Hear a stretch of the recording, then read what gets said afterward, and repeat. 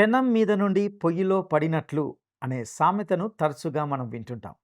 దేవుని మాటకు లోబడక అవిధేయులైన వారికి ఈ సామెతకు సంబంధమేమిటి? ఈ విషయాలను పరిశీలిద్దాం.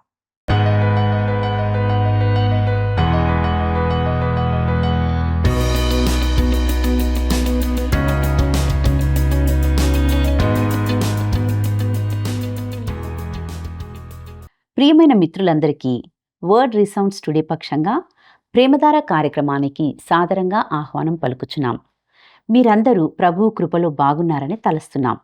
నేటి ఈ పాఠంలో ఇశ్రాయేలు చుట్టూ ఉన్న దేశాలకు అనగా అమ్మోను, ఎదోము, దమస్కు, ముఖ్యంగా బబులోనుకు ఇర్మియా ప్రవచించిన ప్రవచనాలను గూర్చి తెలుసుకుంటాం. ముఖ్యంగా ప్రవచన అనుసారంగా యెరూషలేము యొక్క నాశనమునకు సంబంధించి ప్రవచన నెరవేర్పును కూడా ఇందులో చూస్తాం. ఇక ఈ అంశముల ద్వారా దేవుడు మనతో ఏమి మాట్లాడనయున్నాడో గమనిద్దామా? నడుము దేవుని సన్నిధిలో నిరతము నిందారహితుడవై, నిరతము నిందారహితుడవై, శక్తిమంతుడు నిత్య జీవుడు, శక్తిమంతుడు నిత్య జీవుడు, విడువడు నిన్నెప్పుడు. నడుము దేవుని సన్నిధిలో.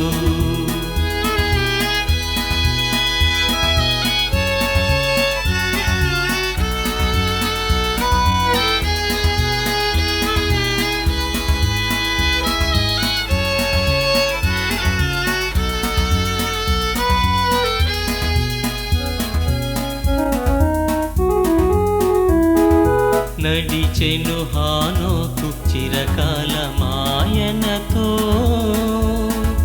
నిలిచెను అలనాడు దేవునికి ప్రియుడై. నడిచెను హానోకు చిరకాలమాయనతో, నిలిచెను అలనాడు దేవునికి ప్రియుడై. సాగెను దేవునితో వినయంబుగా, సాగెను దేవునితో వినయంబుగా, చరితంబున మిగిలే అమరుందై. నడుము దేవుని సన్నిధిలో.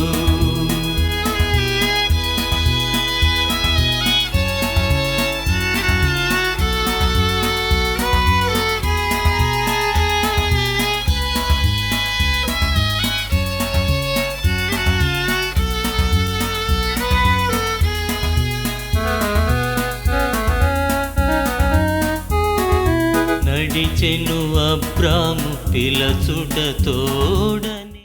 క్రీస్తునందు ప్రియమైన ప్రేమధార టీవీ వీక్షకులందరికీ మన రక్షకుడును ప్రభు అయిన యేసుక్రీస్తు కృపగల నామంలో శుభములు తెలియజేస్తున్నాం. నేటితో మనము ఇర్మియా గ్రంథ ధ్యానాలను ముగించుకోబోతున్నాం. ఈనాటి మన పాఠంలో ఇర్మియా గ్రంథము 49వ అధ్యాయం నుండి చివరి అధ్యాయమైన 52వ అధ్యాయం వరకు ధ్యానించుకోబోతున్నాం. ఈ అధ్యాయాల్లో ఇశ్రాయేలు చుట్టూ ఉన్న దేశాలకు సంబంధించిన ప్రవచనాలను గమనిస్తాం. గత పాఠాల్లో మనము చూసినట్లుగా యూదాలోని శేషిత ప్రజలు ఐగుప్తుకు వెళ్ళి ఒక పెద్ద తప్పు చేశారు. వారు దేవుని ఆజ్ఞకు విధేయత చూపకుండా అక్కడికి వెళ్ళిపోయారు. వారి పరిస్థితి పెనం మీద నుండి పొయ్యిలో పడినట్లుగా మారింది. ఇశ్రాయేలు దేశంలో యుద్ధం ముగిసింది. ఇప్పుడు ఎవరు ఆ భూమిని ఆక్రమించడానికి రాలేని పరిస్థితి. నగరాలు పూర్తిగా నాశనమయ్యాయి, దహనం చేయబడ్డాయి. మిగిలినది కేవలము శిథిలాలు మాత్రమే. తర్వాతి కాలంలో నెబుకద్నెజరు యొక్క పెద్ద యుద్ధ ప్రవేశం ఐగుప్తియే అవుతుందని దేవునికి ముందే తెలుసు. నెబుకద్నెజరు ఐగుప్తును స్వాధీనం చేసుకున్నప్పుడు ఈ ప్రజలను అతడు రెండవసారి బందీలనుగా చేసి తీసుకువెళ్తాడు. వారు మళ్ళీ చెరగొని బందీలుగా మారుతారు మరియు మళ్ళీ బాధలను అనుభవిస్తారు. వారు యుద్ధం నుండి దూరంగా పారిపోతున్నామని, తిండి సమృద్ధిగా ఉండే దేశానికి వెళ్తున్నామని మొదట భావించారు. వారు కేవలం సురక్షితంగా ఉండడం గురించి, కడుపు నిండా తినడం గురించి మాత్రమే ఆలోచించారు.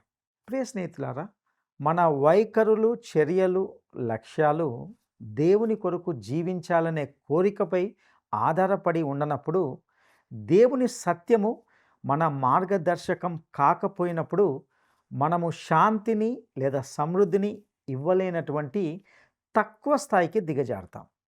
చరిత్ర పుటల్లో ఇదే అనుభవం గమనించబడింది.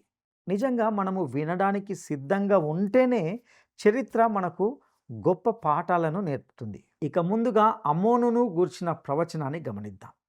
యూదా వారి శేషిత జనం అమ్మోను యొక్క ఆశ్రయం యొక్క పరిస్థితిని చూడనవసరం లేదు. ఎందుకంటే అది నాశనం అవుతుంది. నేడు అమ్మోను దేశం లేదు, కానీ దేవుడు ఏమి చెప్పాడో ఒకసారి గమనిద్దాం. ఇర్మియా గ్రంథము 49వ అధ్యాయము 6వ వచనం. అటు తర్వాత చెరలోనున్న అమ్మోనీలను నేను రప్పించదను, ఇదే యెహోవా వాక్కు. గమనించారా? అమ్మోను పునరుద్ధరించబడుతుంది. ఇవి అద్భుతమైన ప్రవచనాలు, అద్భుతమైన వాక్యాలు. ఇక ఎదోమును గూర్చిన ప్రవచనాన్ని గమనిద్దాం. ఇందులో ఎదోమును గూర్చి ఉద్దేశించిన ప్రవచనానికి ఎక్కువ భాగం కేటాయించబడింది. ఎందుకంటే బహుశా ఎదోము ఇశ్రాయేలుతో సంబంధం కలిగి ఉన్నందున కావచ్చు. ఏశావు మరియు యాకోబు ఇద్దరు సోదరులు, మరియు ఈ ఇద్దరు కూడా ఒకే వ్యక్తి నుండి, అనగా ఎదోము మరియు ఇశ్రాయేలు అనే 2 దేశాలుగా వచ్చాయి. ఎదోము మరియు ఇశ్రాయేలు ఎన్నో సంవత్సరాలుగా స్నేహంగా ఉండలేదు. ఎదోము ఒక గొప్ప దేశంగా మారింది.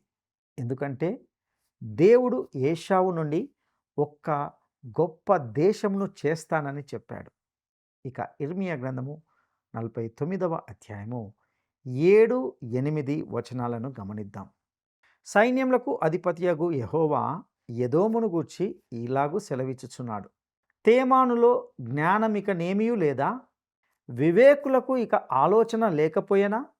వారి జ్ఞానము వ్యర్థమాయనా? ఏశావును విమర్శించుచు నేనతనికి కష్టకాలము రప్పించుచున్నాను. దదానీయులారా, పారిపోవుడి, వెనుకకు మల్లుడి, బహులోతున దాగుకొనుడి. ప్రియులారా, ఎదోము అనేది మృత సముద్రం దక్షిణం మరియు తూర్పున ఉన్న ప్రాంతంలో, అనగా మృత సముద్రం మరియు అఖాబా అనే ఒక లోతైన ప్రదేశం మధ్యన ఉంది. ఎదోము దేవుని తీర్పుకు గురి అయింది. అది ఒక గొప్ప దేశంగా మారి ఇతర దేశాలకు సలహాదారుగా వ్యవహరించింది. రాతిని తొలచి తయారు చేసిన పెట్రా అనే నగరం ఎంతో సురక్షితమైన ప్రదేశం కాబట్టి అది గొప్ప జాతులకు ఒక ఖజానాగా పనిచేసింది. బబులోను, ఐగుప్తు 2 కూడా అక్కడ బ్యాంకు ఖాతాలను కలిగి ఉన్నాయి. ఇది వారి నిధులను నిల్వ చేయడానికి, వాటి గురించి సురక్షితమైనవిగా భావించడానికి ఒక భద్రత కలిగిన ప్రదేశం. ఈ రాతి నగరం 2 వైపులా దృఢమైన రాతి నుండి తొలచి తయారు చేయబడింది. మరియు ఈ నగరంలోనికి ప్రవేశించడానికి ఒక చిన్న ప్రవేశ ద్వారం మాత్రమే ఉంది. ఒక్క మాటలో చెప్పాలంటే ఇది తన కాలంలో ఒక అద్భుతమైన ప్రదేశం. కానీ దేవుడు అది అనుభవించిన సమస్త గొప్పతనాన్ని తీసివేశాడు. పెట్రా చాలా సురక్షితమైన ప్రాంతమైనందున చుట్టుపక్కల ఉన్న దేశాలు వారిపై ఆధారపడడం బట్టి ఎక్కువ గొప్పతనంగా భావించారు. ఇక ఇర్మియా గ్రంథము 49వ అధ్యాయము 13వ వచనం. బొస్రా పాడుగాను, అపహాస్యాస్పదముగాను, ఎడారిగాను, శాపవచనముగాను ఉండుననియు, దాని పట్టణములన్నీయు ఎన్నటెన్నటికీ పాడుగా నుండుననియు నా తోడని ప్రమాణము చేసి ఉన్నానని యెహోవా సెలవిచ్చుచున్నాడు. ప్రియులారా, ఇక్కడ బొస్రా అంటే పెట్రా మరియు ఎదోము. రాతిలో తొలిచిన ఈ నగరం ఈనాటికి అక్కడే ఉంది. పూర్తిగా నిర్జనంగా ఉంది. వాస్తవానికి ఇది నివసించడానికి సిద్ధమై ఉన్న నగరం. ఒకవేళ మీరు కోరుకుంటే రేపే అక్కడికి వెళ్ళి నివసించవచ్చు. ఇదంతా ఈనాటికి అక్కడే ఉంది. మీరు దాన్ని పొందవచ్చు. అద్దె వసూలు చేయడానికి ఎవరు రారు. ఆ ఆస్తిని మీకు అమ్మడానికి ఎవరు ప్రయత్నించరు. అయితే మీరు అక్కడ ఎక్కువ కాలం ఉండరని నేను మిమ్మల్ని హెచ్చరిస్తున్నాను. ఎందుకంటే అక్కడ ఎవరు కూడా నివసించడానికి ప్రయత్నించేటప్పటికీ ఎవరు కూడా ఎక్కువ కాలం అక్కడ ఉండలేరు. కొన్ని సంవత్సరాల క్రితము జర్మన్లు పెట్రాలో ఒక కాలనీ స్థాపించడానికి ప్రయత్నించారు, కానీ అది విజయవంతం కాలేదు. త్వరలోనే ప్రజలు చెల్లాచెదురయ్యారు. ఎందుకంటే ఇది ఎదోమును గూర్చిన ప్రవచన వాస్తవం. ఇక ఇర్మియా గ్రంథము 49వ అధ్యాయము 16వ వచనం. నీవు భీకరుడవు, కొండ సందులలో నివసించువాడా, పర్వత శిఖరమును స్వాధీనపరచుకున్నవాడా, నీ హృదయ గర్వము నిన్ను మోసపుచ్చెను. నీవు పక్షిరాజు వలె నీ గూటిని ఉన్నత స్థలములలో కట్టుకొనినను అక్కడ నుండి నిన్ను క్రింద పడద్రోసెదను. ఇదే యెహోవా వాక్కు. ప్రియులారా, ఎదోమీల యొక్క గొప్ప పాపము వారికున్న గర్వమే. ఇందును బట్టియే వారు శిక్షించబడ్డారు. వారు అద్భుతమైన రక్షించబడే ప్రదేశంలో ఉన్నారు. పెట్రాలోకి ప్రవేశం సిక్ అని పిలువబడే ఒక లోతైన 1 మైలు పొడవుగా ఉండే ఇరుకైన కందకం గుండా ఉండేది. ఇది వాది మూసా అని పిలువబడే లోయలోని రాతిలో ఒక పగులుగా ఉండేది. ఈ దేశానికి సుమారు 1000 సంవత్సరాల చరిత్ర ఉంది. తర్వాత నబాటియన్ అరబ్బులు దాన్ని స్వాధీనం చేసుకున్నారు. గ్రీకులు దానిపై 2 విఫలమైన దండయాత్రలు చేశారు, కానీ అది ఒక అజేయమైన నగరం అని గమనించారు. విమానాలను కనిపెట్టే వరకు కూడా ఆధునిక మనుషులకు అది అందుబాటులో లేకుండింది. ఈ నగరం బబులోను, ఐగుప్తు, గ్రీస్ మరియు రోము లాంటి దేశాల యొక్క ప్రభావానికి లోనైంది. వారి నాగరికత యొక్క నిర్మాణ శైలి మరియు అవశేషాలలో దీన్ని చూడవచ్చు. దేవుడు ఎదోమును తీర్పు తీర్చి దాన్ని నాశనం చేశాడు. ఇప్పుడు దేవుడు దీని గురించి ఇలా చెబుతున్నాడు. ఇర్మియా గ్రంథము 49వ అధ్యాయము 17-18 వచనాలు. ఎదోము పాడైపోవును, దాని మార్గమున నడుచువారు ఆశ్చర్యపడి దాని ఇడుమలన్నీయు చూచి వేలాకోలము చేయుదురు. సొదొమయు, గొమొర్రాయు వాటి సమీప పట్టణములను పడగొట్టబడిన తర్వాత వాటిలో ఎవడునూ కాపురముండకపోయినట్లు ఏ మనుషుడును అక్కడ కాపురం ఉండడు, ఏ నరుడును దానిలో బస చేయడు. ప్రియులారా, గమనించారా? ఇది అక్షరాల నెరవేరిన ప్రవచనం. ఈ నగరం ఇంకా అక్కడే ఉంది. ఇది రాళ్లలో తొలిచినది కాబట్టి నాశనం చేయబడదు. దేవుడు అది నివాస యోగ్యం కాదని చెప్పాడు. అది నిజం కాదంటారా? అప్పుడప్పుడు ఎప్పుడైనా అక్కడ ఎవరైనా అరబు దేశస్థుడు ప్రయాణంలో భాగంగా తన గుడారాన్ని కొంచెం సేపు పాతుకుంటాడు, కానీ మరుసటి రోజే మరలా తన గుడారాన్ని చుట్టుకొని అతడు తన ప్రయాణాన్ని కొనసాగిస్తాడు తప్ప అక్కడే ఉండడు. అరబ్బులు కానీ జర్మన్లు కానీ ఎవరు కూడా ఈ ప్రాంతాన్ని ఒక వలస దేశంగా నివసించడానికి అనుకూలమైన దేశంగా మార్చలేకపోయారు. దేవుడు తన వాక్యంలో ఏ నరుడును అందులో బస చేయడు అని చెప్పాడు. వాస్తవానికి ఇది ఒక సిద్ధమైన నగరం అయినప్పటికీ అది మనుషుల నివాస స్థలం కాలేకపోయింది. ప్రియులారా, తూరును గూర్చిన ప్రవచనం ప్రక్కన ఈ ప్రవచనాన్ని ఉంచినప్పుడు ఇది మరింత ఆశ్చర్యకరంగా ఉంటుందని చెప్పవచ్చు. దేవుడు అన్నాడు, తూరు దేశము పూర్తిగా నాశనం చేయబడి ఏమీ మిగలకుండా ఉంటుంది, కానీ ఆ తర్వాత అది నివాస యోగ్యంగా మారుతుందని చెప్పాడు. తూరు ఈనాడు నివాస యోగ్యమైన నగరం. దీనికి విరుద్ధంగా పెట్రా ఎప్పటికీ నాశనం చేయబడిన నగరం, అయితే అది నివాసులు లేనిదిగా మారింది. ఇక ఇర్మియా గ్రంథము 49వ అధ్యాయము 20వ వచనాన్ని గమనిద్దాం. ఎదోమును గూర్చి యెహోవా చేసిన ఆలోచన వినుడి, తేమాను నివాసులను గూర్చి ఆయన ఉద్దేశించిన దాన్ని వినుడి. నిశ్చయముగా మందలో అల్పులైన వారిని శత్రువులు లాగుదురు, నిశ్చయముగా వారి నివాస స్థలము వారిని బట్టి ఆశ్చర్యపడును. ఈ వచనాన్ని గమనించారా? ఎదోము నగరము నిర్జనమైపోయింది. ఎదోము దేశము అదృశ్యమైంది. ఇక దమస్కును గూర్చిన ప్రవచనాన్ని గమనిద్దాం. ఇర్మియా గ్రంథము 49వ అధ్యాయము 23-24 వచనాలు. దమస్కును గూర్చిన వాక్కు. హమాతును అర్పాదును దుర్వార్త విని సిగ్గుపడుచున్నవి. అవి పరవశములాయెను. సముద్రము మీద విచారము కలదు, దానికి నెమ్మది లేదు. దమస్కు బలహీనమాయెను, పారిపోవలెనని అది వెనుక తీయుచున్నది. వణుకు దానిని పట్టెను, ప్రసవించు స్త్రీని పట్టునట్లు ప్రయాస వేదనలు దానిని పట్టెను. ప్రియులారా, దమస్కు ప్రపంచంలోనే అత్యంత ప్రాచీనమైన నివాస యోగ్యమైన నగరంగా పరిగణించబడుతుంది. ఇతర నగరాలు కూడా ఈ విధంగానే తమను గూర్చి చెప్పుకుంటాయి, కానీ ఈ విషయంలో దమస్కునకు ఈ హోదాలో కొంత ఎక్కువ హక్కు ఉందని చెప్పవచ్చు. ఇక్కడ దమస్కు నాశనం అవుతుందనే ప్రవచనం ఇవ్వబడింది. ఇది అనేకసార్లు నాశనమై తన స్థానంను మార్చుకుంది. అయినప్పటికీ దమస్కు అనే పేరు మాత్రం కొనసాగింది మరియు ఈరోజు అది సిరియా రాజధానిగా ఉంది.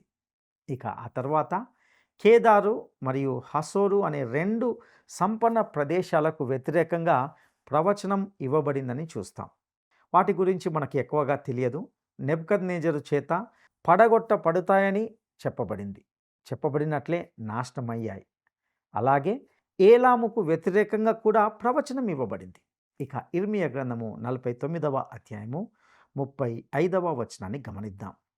సైన్యములకు అధిపతియగు యెహోవా ఇలాగు సెలవిచ్చినదేమనగా, ఇదిగో నేను ఏలాము యొక్క బలము ముఖ్యాధారమైన వింటిని విరచుచున్నాను.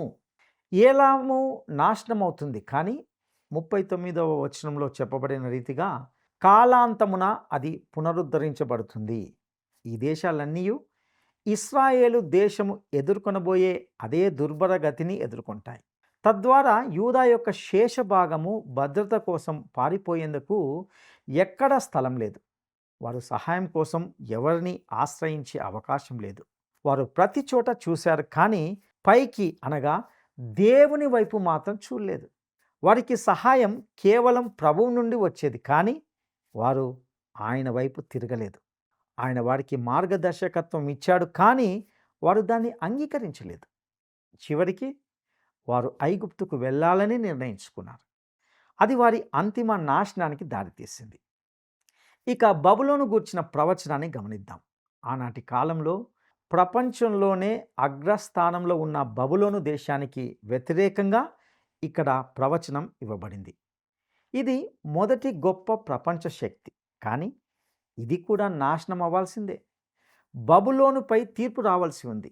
ఇక ఇర్మియా గ్రంథము 50వ అధ్యాయము 1-2 వచనాలను గమనిద్దాం. బబులోను గూర్చియు కల్దీయుల దేశమును గూర్చియు ప్రవక్త అయిన ఇర్మియా ద్వారా యెహోవా సెలవిచ్చిన వాక్కు. జనములలో ప్రకటించుడి, సమాచారము తెలియజేయుడి, ధ్వజమునెత్తి మరుగు చేయక చాటించుడి. బబులోను పట్టబడును, బేలు అవమానం నొందును, మెరోదాకు నేల పడవేయబడును. బబులోను విగ్రహములు అవమానం నొందును, దాని బొమ్మలు బోర్ల త్రోయబడును. ఇది వ్రాయబడిన సమయంలో ఇశ్రాయేలు బొత్తిగా భూమి మీద నుండి తుడిచిపెట్టబడి బబులోను ఒక గొప్ప ప్రపంచ శక్తిగా కొనసాగుతుందన్నట్లుగా కనిపించింది. అయినప్పటికీ దేవుడు బబులోను నాశనం అవుతుందని చెప్పాడు. ఇక ఇర్మియా గ్రంథము 50వ అధ్యాయము 4వ వచనాన్ని గమనిద్దాం. ఆ కాలమున ఆనాటికి ఇశ్రాయేలు వారును యూదా వారును కూడి వచ్చెదరు. ఏడ్చుచు సాగుచు తమ దేవుడైన యెహోవా యొద్ద విచారించుటకై వచ్చెదరు. ఇక్కడ గమనించారా? ఇశ్రాయేలు మనుగడ సాగిస్తుంది. ఈ ప్రవచనం అంత్య దినాల వైపు చూపిస్తుంది. ఇశ్రాయేలు దేవుని వైపు తిరుగుతుంది. దేవుడు తాను బబులోనుకు తీర్పు తీరుస్తానని చెప్పాడు. అది మాదీయ పారసీకులచే జయించబడుతుంది. ఇక ఇర్మియా గ్రంథము 50వ అధ్యాయము 9వ వచనాన్ని గమనిద్దాం. ఉత్తర దేశము నుండి మహాజనముల సమూహమును నేను రేపుచున్నాను, బబులోనునకు విరోధముగా దానిని రప్పించుచున్నాను. ఆ జనులు దాని మీదికి యుద్ధ పంక్తులు తీర్చుచున్నారు. వారి మధ్య నుండియే ఆమె పట్టబడును. ప్రజ్ఞగల బలాఢ్యులు దోపుడు సొమ్ము పట్టుకొనక మరలని రీతిగా వారి బాణములు అమోఘములై తిరిగి రాకుండును. గోబ్రియాస్ అని పిలువబడే తెలివైన మాదీయ పారసిక అధిపతుల యుక్తితో కూడిన యుద్ధ తంత్రాల ద్వారా బబులోను ఆక్రమించబడింది. ఇక ఇర్మియా గ్రంథము 50వ అధ్యాయము 13వ వచనాన్ని గమనిద్దాం. యెహోవా రౌద్రమును బట్టి అది నిర్జనమగును, అది కేవలము పాడైపోవును. బబులోను మార్గమున పోవు వారందరూ ఆశ్చర్యపడి దాని తెగుళ్ళన్నీ చూచి, ఆహా, నీకి గతి పట్టినదా అందురు. ప్రియులారా, ఈ వాక్యము అక్షరాల నెరవేరిందనే విషయము ప్రాచీన బబులోను శిథిలాలను సందర్శించిన ప్రతి యాత్రికునికి స్పష్టంగా కనిపిస్తుంది, అర్థమవుతుంది. ఇక ఇర్మియా గ్రంథము 50వ అధ్యాయము 17-18 వచనాలను గమనిద్దాం. ఇశ్రాయేలు వారు చెదిరిపోయిన గొర్రెలు, సింహములు వారిని తొలగగొట్టెను. మొదట అష్షూరు రాజు వారిని భక్షించెను. కడపట బబులోను రాజైన ఈ నెబుకద్రెజరు వారి ఎముకలను నలగగొట్టుచున్నాడు. కావున ఇశ్రాయేలు దేవుడును సైన్యములకు అధిపతియగునగు యెహోవా ఇలాగు సెలవిచ్చుచున్నాడు, అష్షూరు రాజును నేను దండించినట్లు బబులోను రాజును అతని దేశమును దండించెదను. అవును ప్రియులారా, బబులోను నాశనం అకస్మాత్తుగా వచ్చి దానికి తెలియకుండానే జరుగుతుంది. ఇక ఇర్మియా గ్రంథము 50వ అధ్యాయము 24వ వచనాన్ని గమనిద్దాం. బబులోను, నిన్ను పట్టుకొనుటకై బోను పెట్టియున్నాను, తెలియకయే నీవు పట్టబడి ఉన్నావు. యెహోవాతో నీవు యుద్ధము చేయ పూనుకొంటివి, నీవు చిక్కుబడి పట్టబడి ఉన్నావు. దీని వివరాలను మనము దానియేలు గ్రంథము 5వ అధ్యాయంలో చదవవచ్చు. ఇక ఇర్మియా గ్రంథము 50వ అధ్యాయము 26వ వచనాన్ని గమనిద్దాం. నలుదిక్కుల నుండి వచ్చి దాని మీద పడుడి, దాని ధాన్యపు కొట్లను విప్పుడి, కసవు కుప్పలు వేసినట్లు దానిని కుప్పలు వేయుడి, శేషమేమీ లేకుండా నాశనము చేయుడి. మీరు ఈనాడు బబులోన్ను చూడవచ్చు. అది శిథిలాల కుప్ప, అది పూర్తిగా నాశనమైంది. ఇక ఇర్మియా గ్రంథము 50వ అధ్యాయము 42వ వచనాన్ని గమనిద్దాం. వారు వింటిని ఈటను పట్టుకొని వచ్చెదరు, వారు క్రూరులు, జాలి పడని వారు. వారి స్వరము సముద్ర ఘోష వలె ఉన్నది, వారు గుర్రములను ఎక్కువారు. బబులోను కుమారి, ఒకడు యుద్ధ పంక్తులు తీర్చు రీతిగా వారందరూ నీ మీద పంక్తులు తీర్చుచున్నారు. మాదీయుడైన అధిపతి గోబ్రయాస్ నగరంలోనికి ప్రవేశించినప్పుడు ఇదే సంభవించింది. ఇక 51వ అధ్యాయము బబులోనుపై దేవుని తీర్పును గురించి మరింతగా వివరిస్తుంది. ఇర్మియా గ్రంథము 51వ అధ్యాయము 6 నుండి 8 వచనాలను గమనిద్దాం. మీరు దాని దోషములలో పడి నశింపకుండునట్లు బబులోనులో నుండి పారిపోవుడి, మీ ప్రాణములు రక్షించుకొనుడి. ఇది యెహోవాకు ప్రతీకారకారం. అది చేసిన క్రియలను బట్టి ఆయన దానికి ప్రతీకారం చేయుచున్నాడు. బబులోను యెహోవా చేతిలో సర్వభూమికి మత్తు కలిగించు బంగారు పాత్రయ్యై ఉండెను. దాని చేతి మద్యమును అన్యజనులు త్రాగి మత్తిల్లి ఉన్నారు. బబులోను నిమిష మాత్రములోనే కూలి తుత్తనీయలాయెను. దానిని చూచి అంగలార్చుడి. అది స్వస్థత నొందునేమో, దాని నొప్పి కొరకు గుగ్గిలము తీసుకుని రండి. ప్రియులారా, బబులోను అకస్మాత్తుగా నాశనం అవుతుంది.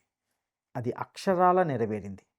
ఇక ఇర్మియా గ్రంథము 51వ అధ్యాయము 25 నుండి 26 వచనాలను గమనిద్దాం. సర్వభూమిని నశింపచేయు నాశన పర్వతమా, నేను నీకు విరోధిని. ఇదే యెహోవా వాక్కు. నేను నీ మీదికి నా చేయి చాపి శిలలపై నుండి నిన్ను క్రిందికి దొరలించుదును, చిచ్చుపెట్టిన కొండవలే ఉండజేయుదును. మూలకు గాని పునాదికి గాని నీలో నుండి ఎవరును రాళ్ళు తీసుకొనరు. నీవు చిరకాలము పాడయుందువు. ఇదే యెహోవా వాక్కు. ప్రియులారా, ఇది వాస్తవం. నేడు నిజంగా ఇది నిర్జనమైన ప్రదేశంగా ఉంది. ఇక ఇర్మియా గ్రంథము 51వ అధ్యాయము 36, 37 వచనాలను గమనిద్దాం. యెహోవా ఇలాగు సెలవిచ్చుచున్నాడు, ఆలకించుము. నీ వ్యాజ్యమును నేను జరిగించుదును, నీ నిమిత్తము నేనే పగ తీర్చుకొందును. దాని సముద్రమును నేను ఎండగట్టుదును, దాని ఊటను ఇంకిపోచేయుదును. బబులోను నిర్జనమై కసువు దిబ్బలుగా ఉండును, నక్కలకు నివాస స్థలమగును. అది పాడై ఎగతాళికి కారణముగా ఉండును. ప్రియులారా, ఈ పూర్తి నిర్జన స్థితి భవిష్యత్తులో జరగబోతుందని గమనించాలి. వాస్తవానికి నది నీటిని ప్రక్కకు మళ్లించడం వల్ల ఈ నగరం పూర్తిగా నాశనం అవుతుంది. బబులోను గుండా నేరుగా ప్రవహించే యూఫ్రటీస్ నది దాని మార్గం నుండి మళ్లించబడింది. ఇది శత్రువుల యోధులు ఎండిన నది గర్భంలో నుండి గోడల క్రిందికి ప్రవేశించడానికి 2 చివరల ప్రవేశ మార్గాన్ని వదిలివేసింది. ఈ యుక్తి ద్వారా వారు అకస్మాత్తుగా వీధుల్లో కనిపించి నగరాన్ని ఆశ్చర్యచకితులను చేశారు. ఇక చివరి అధ్యాయం 52లోనికి మనం వస్తున్నాం. యెరూషలేము నాశనము, యూదా చెర గురించి ఇది పునరాలోచనగా ఇవ్వబడింది. ఇర్మియా ముందుగా ప్రవచనంగా చెప్పిన దానినే ఇప్పుడు చరిత్రగా వ్రాస్తున్నాడు. రాజైన సిద్కియా బంధించబడడం, అతని కుమారుల హత్య, బబులోను రాజు చేత అతని కళ్ళు తీయబడిన విషయాలు మళ్ళీ వివరించబడ్డాయి. ఇర్మియా బబులోనుకు తీసుకువెళ్ళబడిన రాజైన యెహోయాకీను గురించి కూడా మనకు ఇక్కడ తెలియజేస్తున్నాడు. ఇర్మియా గ్రంథము 52వ అధ్యాయము 31 నుండి 34 వచనాలను గమనిద్దాం. యూదా రాజైన యెహోయాకీను చెరపట్టబడిన 37వ సంవత్సరంన 12వ నెల 25వ దినమున బబులోను రాజైన ఎవీల్ మెరోదాకు తన ఏలుబడియందు మొదటి సంవత్సరమున యూదా రాజైన యెహోయాకీనుకు దయచూపి బందీ గృహముల నుండి అతన్ని తెప్పించి అతనితో దయగా మాట్లాడి అతనితో కూడా బబులోనులో నుండు రాజుల సింహాసనం కంటే ఎత్తైన సింహాసనం అతనికి నియమించెను. మరియు అతడు తన బందీ గృహ వస్త్రములు తీసివేసి వేరు వస్త్రములు ధరించుకొని తన జీవిత కాలమంతయు ఎవీల్ మెరోదకు సన్నిధిని భోజనము చేయుచు వచ్చెను. మరియు అతడు చనిపోవు వరకు అతడు బ్రతికిన దినములన్నీయు అనుదినము అతని పోషణకై బబులోను రాజు చేత భోజన పదార్థములు ఇయ్యబడుచుండెను. ప్రియులరా, యెహోయాకీను బబులోనులోనే మరణించాడు. ఇర్మియా ప్రవచించినట్లు ఈ వంశము నుండి ఇకపై ఎవరు కూడా దావీదు సింహాసనంపై కూర్చోరు. ఇంతటితో సొలొమోను వంశం ముగిసిపోయింది. శాశ్వతంగా దావీదు సింహాసనంను ఆక్రమించే వ్యక్తి మరొక వంశమైన నాతాను వంశం ద్వారా వచ్చాడు. మరియా ఈ వంశంలోనే జన్మించింది. యేసుక్రీస్తు దావీదు సింహాసనానికి హక్కు దీని ద్వారానే కలిగి ఉన్నాడు. అందుకే ఇర్మియా గ్రంథము రాజవంశం గురించిన ఈ ముఖ్యమైన వివరాలతో ముగిస్తుంది. ప్రియ సహోదరా, సహోదరి, ఈ ఇర్మియా గ్రంథమందలి సత్యాలు మీ ఆధ్యాత్మిక జీవితాలకు అన్వయించుకుంటారని ఆశిస్తున్నాం. తిరిగి మరొక గ్రంథ ధ్యానాలతో కలుసుకుందాం. అంతవరకు సర్వశక్తిమంతుడగు తండ్రి అయిన దేవుని ప్రేమ, రక్షకుడైన యేసుక్రీస్తు కృప, పరిశుద్ధాత్మ యొక్క నిత్య సన్నిధి మీకు తోడైండునుగాక. ఆమెన్.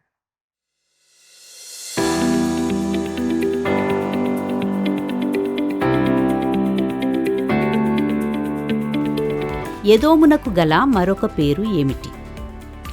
ఎదోమునకు గల మరొక పేరు ఏమిటి?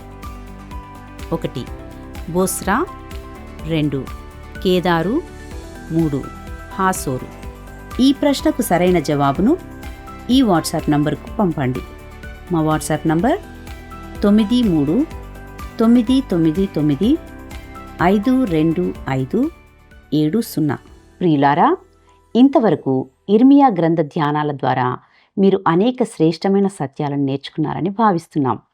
దేవుడు మనకు తన సేవకుల ద్వారా అందించే వాక్యపు హెచ్చరికలను పెడచెవిని పెట్టకుండా లోబడి ఉండాలని నేర్చుకున్నాం. ఈ సందేశాలను మరలా వింటూ ధ్యానించడానికి వర్డ్ రిసౌండ్స్ టుడే అనే పేరు మీద యూట్యూబ్ ద్వారా కానీ యాప్ ద్వారా కానీ సందేశాలను వినవచ్చు. ఈ కార్యక్రమాలను ఇతరులకు పరిచయం చేయండి. మీ ప్రార్థనా అవసరతలను మాకు తెలియచేయండి. మేము మీ కొరకు ప్రార్థిస్తాం. తిరిగి మనం కలుసుకునేంత వరకు దేవుడు మీకు, మీ కుటుంబాలకు తోడైండి నడిపించునుగాక. ఆమేన్. ఈ కార్యక్రమం మీకు నచ్చిందా? అయితే వెంటనే మిస్డ్ కాల్ ఇవ్వండి. బహుమతి పొందే విజేత మీరే కావచ్చు.